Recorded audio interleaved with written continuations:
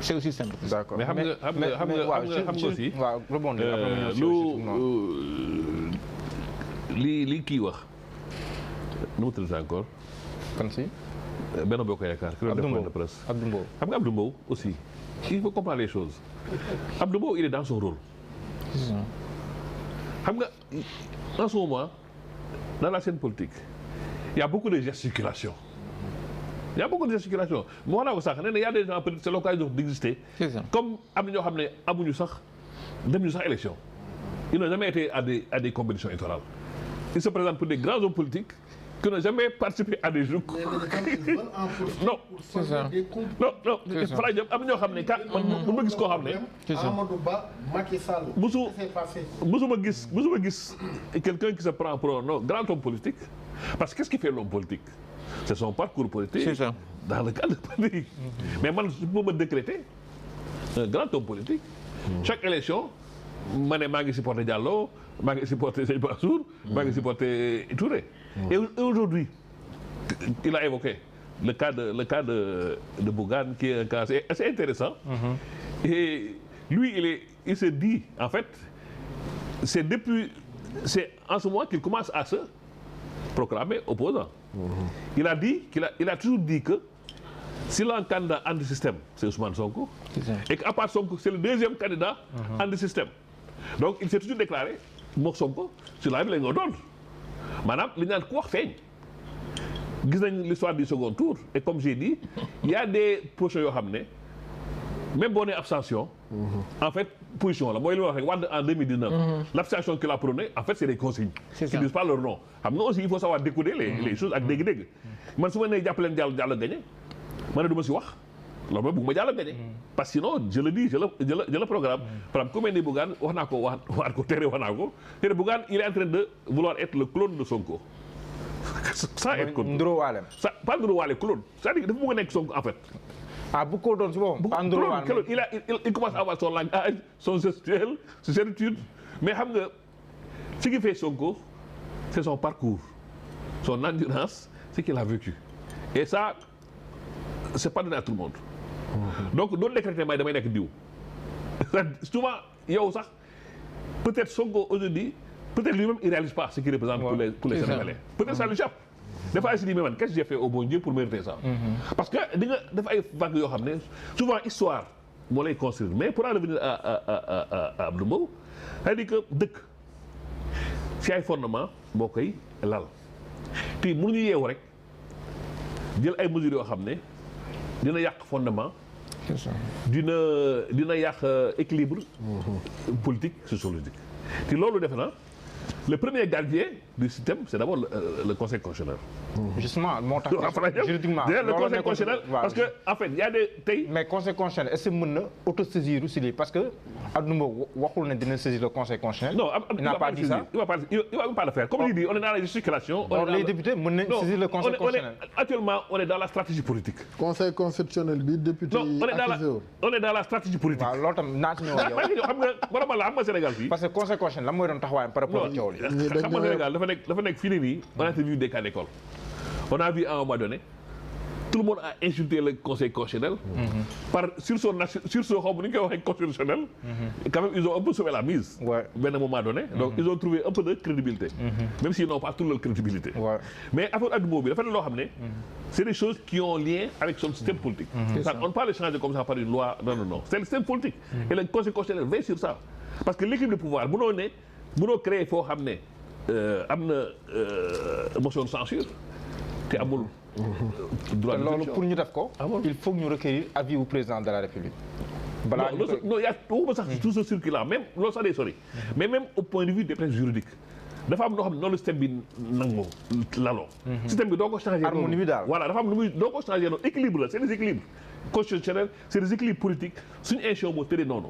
donc doo tëb rek damay changé parce que donc peut-être gént naa nekk lii damay changé si non parce que moo tax ma ne la li Abdou Mbow di wax il faut plus le saisir dans la gesticulation politique parce que mu neex mu naqari c'est-à-dire que peut-être ce n'est pas aussi extrémiste que docteur qui dit que mën na xaar 2029 peut-être c'est un peu à l'extrême mais mu naqari wax ko waxul Sonko est dans son droit c'est lui qui gère le timing. Mais comme on dit, comme avait dit le Conseil constitutionnel, il est parlé de délai Raisonnable. Mais ce délai aussi, Dans les meilleurs délais. dans les meilleurs délais, ce meilleur délai est à l'appréciation du Premier ministre. du Premier ministre. Tout à fait. Et mieux encore, cette appréciation, cette appréciation du meilleur délai est soumise à ce qu'on appelle en droit à une question préalable. Pour ne pas dire préjudicielle. La question, moi, d'abord que le règlement intérieur soit conforme. Soit ça, c'est une exigence. Cas pratique. Si on saisissait le Conseil constitutionnel, si ñu ko war a mën a saisir si cas bii nii. Qui va saisir le Conseil constitutionnel? Pour faire quoi? Pour demander quoi? Voilà, pour mu trancher cette question. Parce que ñu ngi wax waxu règlement intérieur de l'Assemblée nationale ñu ngi wax waxi maanaam 3 mois yoo xam ne nekkatu si léegi bu ñu demoon par rapport au règlement intérieur de l'Assemblée nationale actuellement dem au niveau du Conseil constitutionnel. Mais Diallo. nan nga jàpp mooy nekk le taxawaay Conseil constitutionnel par rapport à cette question bien précise. Pourquoi tu veux te compliquer la vie? Pas mbiri kat dafa fekk ñu compliqué. Non, tu veux te compliquer la vie, yow. Waaw léegi leeral la. Je vais faire. Peut-être, est-ce que tu n'as pas besoin de psychanalyste? Est-ce que tu n'as pas été sous l'influence de nos politiques? Non, j'ai été contaminé. Parce que pour moi, je vois pas de problème. C'est le Conseil constitutionnel. C'est-à-dire que xam nga man lu ma jaaxal. Oui. Il y a un problème, personne ne voit la solution. Là, on cherche. C'est ça. Tout le monde est mobilisé. Où est la solution? Alors que là, la solution, elle est là. La solution est là. La solution, c'est de remettre actuellement c'est à l'envers. Il faut remettre à l'endroit. C'est ça. Voilà. C'est tout. Loxo bi de boîte na nga ko boîte waat. Aussi simple que ça. Des fois aussi, il faut éviter d'être sous le jeu de ces hommes politiques-là qui vont t'amener dans un débat qui va contribuer à divertir. Soo yegg Sonko li mu wax du dañ téere la. Maintenant, ce qu'il faut gérer, c'est cet obstacle-là. Remettre les choses à l'endroit. Et puis, dem aussi finir defee DPG bi assemblée de fédéral. Peut-être là, comme j'ai dit, des fois il y a des points de réflexion. Dans le développement politique, dans le souci de remettre la participation. Parce qu'aujourd'hui, on a dit, il y a une crise partout de la démocratie représentative. Maintenant, on est dans la démocratie participative, comme ce qu'on a découvert en Suisse. En Suisse, en 20 ans, il s'est passé 9 fois plus de référendums que dans tout le monde réuni. Parce que des citoyens, en nombre donné, peuvent demander à changer une loi ou à proposer une loi. C'est ça. Des citoyens lambda, sans assemblée, ça rien. Il y a un nombre qui est limité. Il y a tant de personnes, je pense 10 000 ou 1000, des motions, une loi qui existe, vous lui proposer sa modification. Une loi à Bougoul, vous lui proposer son adoption. Mais c'est vrai que la Suisse, c'est un pays exceptionnel par rapport à la démocratie, très participative. Mais aussi, il faut que les gens aspirent à ça. Peut-être ce que Sonko a suggéré, c'est plus de réflexion. Il ne peut pas ramener, même si on fait la DPG à l'Assemblée, parce que pour moi, c'est quand même. Les symboles sont sacrés. Même si on fait ça à l'Assemblée, rien n'empêche d'organiser des sessions populaires pour prolonger les débats au niveau. Mais avant, il faut aussi que l'Assemblée donne son cachet, parce que c'est l'Assemblée qui vote les lois. Ce n'est pas la population. Et puis nous, on n'est pas à cette table démocratique. À cette matière démocratique. Donc logique aussi. Mais comme j'ai dit, aujourd'hui, le plus non, le grand théâtre, c'était grand théâtre, c'était pour son parti. Ouais, mais... Il parlait à son parti. Mais il y a un parti. Non, mais bon, une scène politique, c'est l'occasion de changer, de lancer des flèches. Normalement, c'est la guerre comme à la guerre. Mais je pense qu'aujourd'hui, question fondamentale, moi, il réfléchir sur une institution. Parce que le peuple, moi, institution. Le peuple est en avance sur les institutions. Il y a une institution qui sort pour le Sénégal. Est-ce que nos institutions sont à l'image de notre réalité? Même la Constitution, fille. Quand j'entends la dernière fois les débats sur l'homosexualité, interroger la Constitution, qu'est-ce qu'elle dit? Avec la notion de genre, avec la notion de pourquoi on a changé les cadres d'entrée, pourquoi on ne met pas telle information. Mais l'homosexualité, couramment, elle est validée par nos institutions, tous les jours. Interroger la Constitution. Que dit la Constitution? Interroger cette loi. Même souvent on dit, oui, je prends un exemple. La loi au Sénégal punit l'acte contre nature. Et au Sénégal, l'acte contre nature moom la ñu assimilé ak homosexualité mooy góor jigéen, n'est-ce pas? Mais n'oublions pas, il y a plus de 15 ans, l'OMS mondial de la santé dafa déclassé góor jigéen si les acte contre maladies. nature. Ah, non, avant c'est une maladie, ce n'est plus une maladie. Ensuite, c'est pas acte contre nature. Donc tey Sénégal ban baa ngay condamné góor jigéen ku ne góor jigéen la soo ko bettul. Parce que soo ko bettee là tu as le constat acte contre nature. Mais fi nga koy defee tout le monde le sait. Tout le monde sait qu'il y a des góor jigéen. Mais tey boo jàppee ni ne góor jigéen doo koy condamné. Acte contre da koy jàpp. Il y a rien qui l'interdit.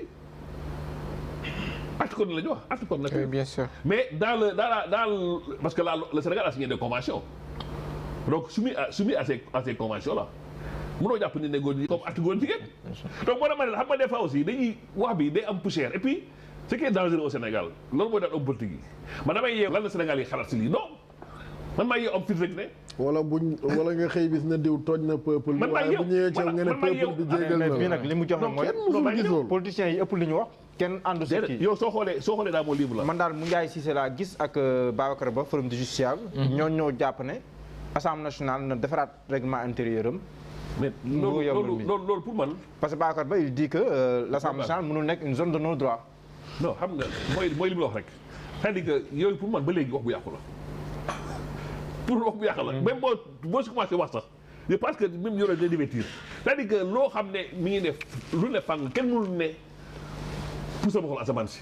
est-ce que mos nga ko dégg ku mos dégg loolu pousse ma xool asamaan si kenn mos ko dégg mais c'est réalité qui est là donc moo tax xoolal il faut que ñu xoolaat suñuy institution xoolaat suñuy fonctionnement parce que dafa am benn genre beaucoup de mythes si tu vois mon livre là sur l'opinion publique il y a beaucoup de trucs qui essaient de déconstruire d'abord opinion publique c'est quoi l'opinion publique. Et puis dissolution assemblée bi dafa jot sax. non c'est en septembre. non le 31 juillet dañ leen di dissoudre. maa ngi gisee benn texte bu ci l'ancien premier ministre di ko expliquer. non am nañu jàpp ne. installation bi bokkut ak bi leen élire. voilà bi leen élire rek la dugg en ci la entrée en vigueur. dañoo jàpp ne installation bi la.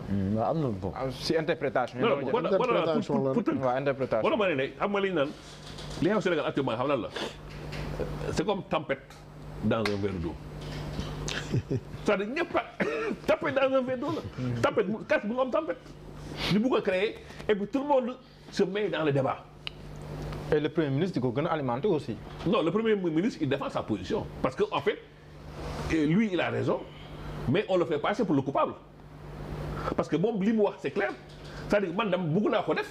D'ailleurs, pare naa soo ko ça reste Ousmane Sonko pare naa pour def ko. Et je vais le faire. Mais voilà les conditions. Et puis, comme j'ai dit, les faits, parce que comme j'ai dit, man, souvent il y a problème. Du ma xool bi à 14h. Lan la constitution bu wax. lan la texte yi wax moom si loolu lay féegu constitution bi nee na ko da nga ko war a def mais constitution bi neewu ko suba neewul ginnaaw suba neewu ko seen procès. D'accord. ñi ko war a régler mooy assemblée bi nañ ko régler jarul wax ju bari jarul kërëb nañ dem loolu delloo ko à l'endroit bu jeex tàkk ñëpp am jàmm. mais sëñ Mansour. waaw am na ñu doon soupçonné yaa ngi doon dégg sax vendredi passé Arouna Coumba Ndoffène mi ngi fi woon.